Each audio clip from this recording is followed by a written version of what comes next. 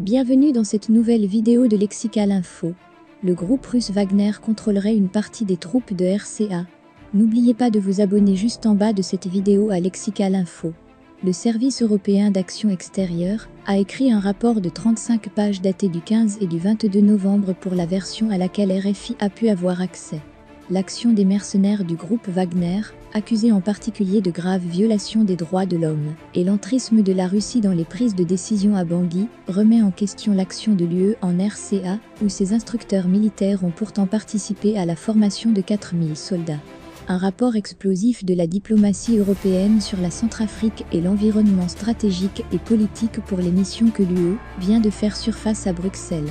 Il affirme que les mercenaires du groupe russe Wagner ont mis la main sur le commandement d'une partie des troupes centrafricaines, en particulier d'unités formées par l'Union européenne, qui déploie depuis juillet 2016 des instructeurs militaires au profit des forces armées centrafricaines.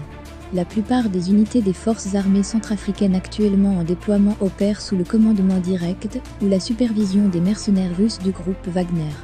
C'est en particulier le cas du 7e bataillon d'infanterie territoriale, pourtant entraîné par les instructeurs de la mission européenne de formation militaire EUTM-RCA. Selon le rapport du Service européen d'action extérieure, la Russie joue un rôle ambigu et non transparent. Il y a d'abord la présence d'environ 2600 mercenaires du groupe Wagner, qui ont aussi pris en main la formation de certaines unités militaires centrafricaines. Il y a aussi l'intensification de la présence russe, dans presque tous les domaines du gouvernement, la conduite de campagnes de désinformation, et enfin son application économique dans les douanes, les mines et plus généralement l'exploitation des ressources naturelles.